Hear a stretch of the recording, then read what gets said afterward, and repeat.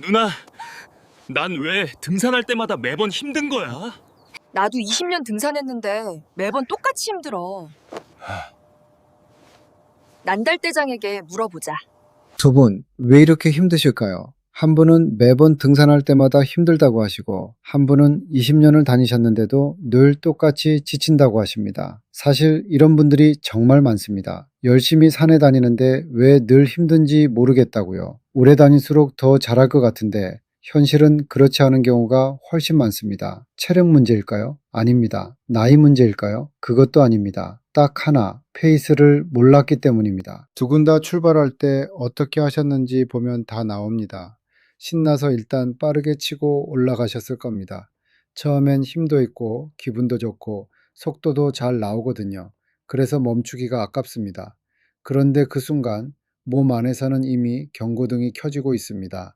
일정 속도를 넘는 순간 근육에 젖산이 쌓이기 시작합니다.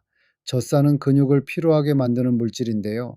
문제는 한번 쌓인 젖산은 쉬어도 바로 사라지지 않는다는 겁니다. 그래서 초반에 조금만 무리해도 후반 내내 몸이 무거운 겁니다. 다리가 떨리고 숨이 차고 한 걸음 옮기기가 버거워지는 이유가 바로 이겁니다.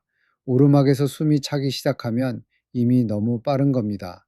젖산이 급격하게 쌓이기 시작한 신호거든요. 그 상태에서 계속 밀어붙이면 몸은 회복할 틈이 없어집니다. 20년 동안 매번 힘드셨던 건 실력이 없어서가 아닙니다. 20년 동안 같은 실수를 반복하셨기 때문입니다.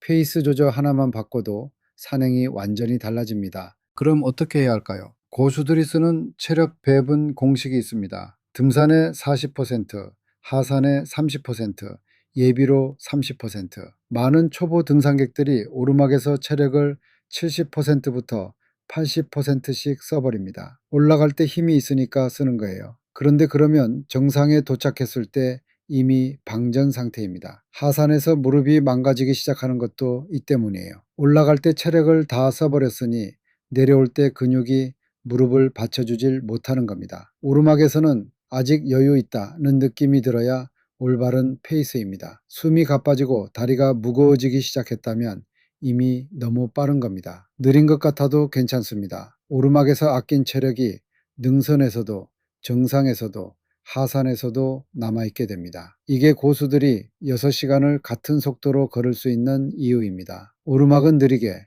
능선과 평지에서 속도를 만회하는 게 전략입니다. 그렇게 하면 전체 산행 시간이 오히려 더 빨라지는 경우도 많습니다. 중간에 무너져서 자꾸 멈추는 것보다 느리게라도 꾸준히 걷는 게 훨씬 빠르거든요. 페이스 조절이 중요한 건 알겠는데 막상 산에서는 왜 자꾸 무너질까요?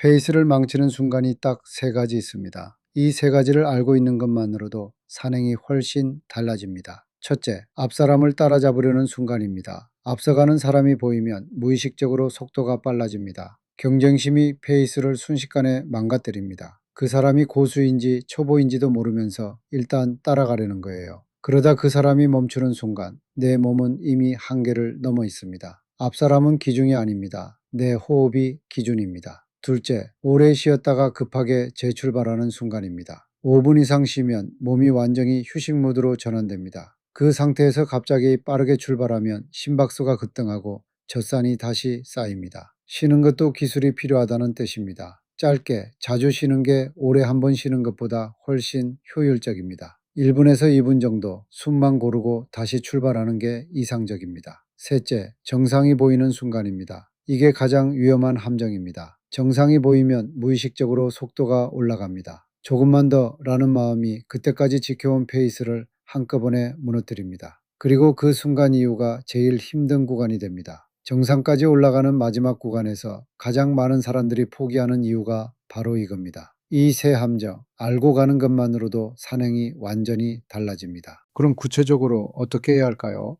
딱 세 가지만 기억하시면 됩니다. 하나, 앞사람 신경 끄고 내 호흡을 기준으로 삼으세요.